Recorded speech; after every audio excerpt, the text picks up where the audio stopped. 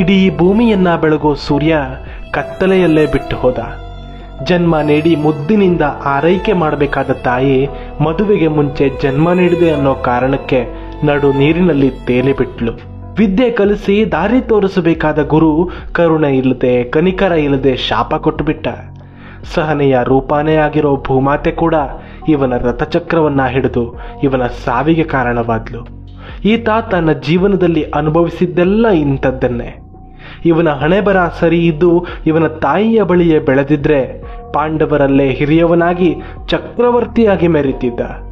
ಯಾವ ಸಮಾಜದಲ್ಲಿ ಇವನಿಗೆ ಸಿಗಬೇಕಾದ ಗೌರವ ಸಿಗಲಿಲ್ವೋ ಅದೇ ಸಮಾಜ ಇವನನ್ನ ಮಹಾರಾಜನಾಗಿ ಸ್ವೀಕಾರ ಮಾಡ್ತಿತ್ತು.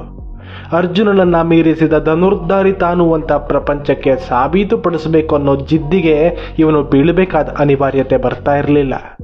ಇಷ್ಟಕ್ಕೂ ಇವನಿಲ್ಲದೆ ಇದ್ದಿದ್ರೆ ದುರ್ಯೋಧನ ಪಾಂಡವರ ವಿರುದ್ಧ ಯುದ್ಧ ಮಾಡೋ ಧೈರ್ಯವನ್ನೇ ಮಾಡ್ತಿರ್ಲಿಲ್ಲ.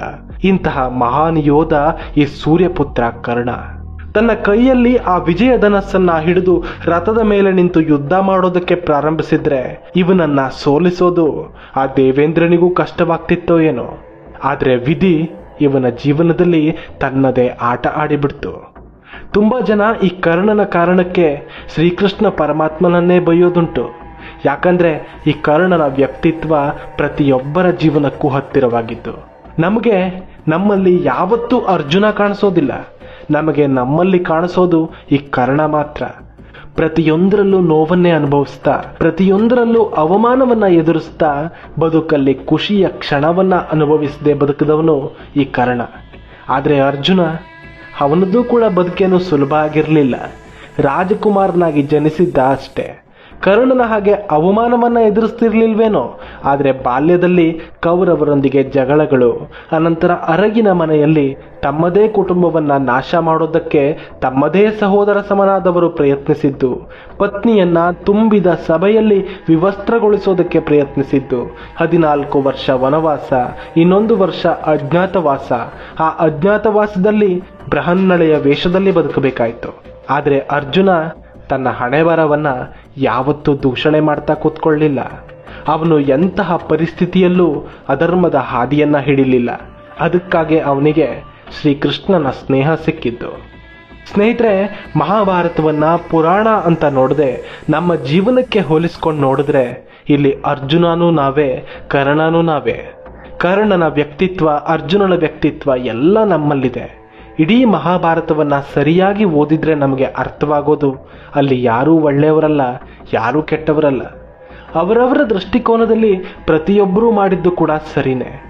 ನಾವೇ ದುರ್ಯೋಧನ ಅಂತ ಅಂದುಕೊಂಡ್ರೆ ತಂದೆ ಧೃತರಾಷ್ಟ್ರ ಆಳ್ತಿದ್ದ ರಾಜ್ಯವನ್ನ ಚಿಕ್ಕಪ್ಪನ ಮಕ್ಕಳಿಗೆ ಬಿಟ್ಕೊಟ್ಟು ನಾವವರ ಸೇವೆ ಮಾಡ್ಕೊಂಡಿರ್ಬೇಕಾ ಅಂತ ಒಂದು ಕ್ಷಣ ಅನ್ಸೋದಿಲ್ವಾ? ಅದು ತಪ್ಪು ಕೂಡ ಅಲ್ಲ. ಅದೇ ಪಾಂಡವರ ದೃಷ್ಟಿಕೋನ ನೋಡಿದ್ರೆ, ತಂದೆ ತನಗೆ ಬೇಡ ಅಂತ ಸಿಂಹಾಸನ ಬಿಟ್ಟು ಕಾಡಿಗೆ ಹೋದಾಗ ಕುರುಡನಾಗಿದ್ದ ದೊಡ್ಡಪ್ಪ ರಾಜ್ಯಭಾರವನ್ನ ವಹಿಸ್ಕೊಳ್ಬೇಕಾಯ್ತು. ರಾಜನಿಯಮದ ಪ್ರಕಾರ ಪಾಂಡುವಿನ ಮಕ್ಕಳು ಧೃತರಾಷ್ಟ್ರನಿಗಿಂತ ದೊಡ್ಡವರಾದ ಕಾರಣ ರಾಜ್ಯ ಅವರಿಗೆ ಸೇರ್ಬೇಕಿತ್ತು. ತಮಗೆ ಸಿಗಬೇಕಾದ ರಾಜ್ಯದಲ್ಲಿ ಕೊನೆ ಪಕ್ಷ ಸೂಜಿ ಮೊನೆ ಜಾಗವನ್ನು ಕೊಡೋದಿಲ್ಲ ಅಂತ ಸಹೋದರನಾದವನು ಅಹಂಕಾರದ ಮಾತನಾಡಿದ್ರೆ ಅದನ್ನ ಕೂಡ ಸಹಿಸಿಕೊಳ್ಳೋದು ಹೇಗೆ ಸಾಧ್ಯ? ಈ ದುರ್ಯೋಧನನಾದ್ರೂ ಮಾಡಿದ್ದು ಒಂದ ಎರಡ? ಚಿಕ್ಕ ವಯಸ್ಸಿಂದ ಅವನಿಗೆ ಪಾಂಡವರ ಮೇಲೆ ಅದೆಂತ ದ್ವೇಷ. ಆ ಭೀಮನನ್ನ ಕೊಲ್ಲೋದಕ್ಕೆ ಅವನದೆಷ್ಟು ಬಾರಿ ಪ್ರಯತ್ನಿಸಿ ವಿಫಲವಾಗಿದ್ದ. ತುಂಬಿದ ಸಭೆಯಲ್ಲಿ ಸಹೋದರರ ಹೆಂಡತಿಯ ಮಾನಭಂಗಕ್ಕೆ ಪ್ರಯತ್ನಿಸ್ತಾನೆ. ಇದನ್ನ ನೋಡಿದ ಗುರುದ್ರೋಣ, ಪಿತಾಮಹ, ಭೀಷ್ಮರು ಏನು ತಾನೇ ಮಾಡಿದ್ರು? ಇದೆಲ್ಲದಕ್ಕೂ ಬೆನ್ನೆಲುಬಾಗಿ ನಿಂತಿದ್ದವನು ಮತ್ತೆ ಇದೇ ಕರ್ಣ. ಅವತ್ತು ಇದೇ ಪಾಂಚಾಲಿಯ ಸ್ವಯಂವರದಲ್ಲಿ ಕರ್ಣನಿಗೆ ಸೂತಪುತ್ರ ಅಂತ ಕರೆದು ಅವನನ್ನ ಅವಮಾನಿಸಿದ್ದ ಪಾಂಚಾಲಿಯ ಮೇಲೆ ಸೇಡು ತೀರಿಸಿಕೊಂಡಿದ್ನ ಕರ್ಣ. ಆದ್ರೆ ಇದೇ ಕರ್ಣನಿಗೆ ಅಂಗರಾಜ್ಯವನ್ನ ಕೊಟ್ಟು ಗೌರವ ಸಿಗುವಂತೆ ಮಾಡಿ ಗೆಳೆತನ ಕೊಟ್ಟಿದ್ದು ಮಾತ್ರ ದುರ್ಯೋಧನ. ಆ ದುರ್ಯೋಧನನ ಹಂಗು ಕರ್ಣನನ್ನ ಅಧರ್ಮದಲ್ಲಿ ಸಾಗುವಂತೆ ಪ್ರೇರೇಪಿಸಿರ್ಬೋದು. ಈ ದುರ್ಯೋಧನ ಏನಷ್ಟೊಂದು ಉಪಕಾರಿನ? ಕರ್ಣನ ಬಳಿ ಸಾಮರ್ಥ್ಯ ಇರದೇ ಇದ್ದಿದ್ರೆ, ಅವನು ಅರ್ಜುನನನ್ನ ಎದುರಿಸಬಲ್ಲ ಅಂತ ಭರವಸೆ ಬರದೇ ಇದ್ದಿದ್ರೆ ಈ ದುರ್ಯೋಧನ ಅವನ ಬಳಿ ಸ್ನೇಹ ಬಯಸಿ ಹೋಗ್ತಿದ್ನ? ಒಬ್ಬ ರಾಜಕುಮಾರನಾಗಿ ಸಾಮಾನ್ಯ ವ್ಯಕ್ತಿಯನ್ನ ಒಂದು ರಾಜನನ್ನಾಗಿಸಿ ಪಟ್ಟಾಭಿಷೇಕ ಮಾಡ್ತಿದ್ನ? ಆವತ್ತು ಅವನಿಗೆ ರಾಜ್ಯ ಕೊಟ್ಟು ಸ್ನೇಹ ಅನ್ನೋ ಹೆಸರು ಕೊಟ್ಟು ಜೀವನ ಪೂರ್ತಿ ತನ್ನ ಋಣದಲ್ಲಿ ಕರ್ಣ ಬದುಕೋ ಹಾಗೆ ಮಾಡಿದ ದುರ್ಯೋಧನ ಅದೆಷ್ಟು ಮುಂದಾಲೋಚನೆ ಮಾಡಿರಬಹುದು. ಅವನಿಗೆ ತನ್ನ ಗುರು ದ್ರೋಣರ ಮೇಲಾಗ್ಲಿ ಅಥವಾ ಪಿತಾಮಹ ಭೀಷ್ಮರ ಮೇಲಾಗ್ಲಿ ಯಾವ ನಂಬಿಕೆನೂ ಇರಲಿಲ್ಲ.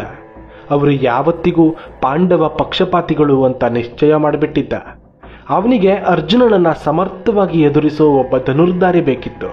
ಕರ್ಣನಿಗೆ ತಾನು ಅರ್ಜುನನಿಗಿಂತ ಹೆಚ್ಚು ಶಕ್ತಿಶಾಲಿ ಅಂತ ಪ್ರಪಂಚಕ್ಕೆ ತೋರಿಸೋಕೆ ಒಂದು ವೇದಿಕೆ ಬೇಕಾಗಿತ್ತು.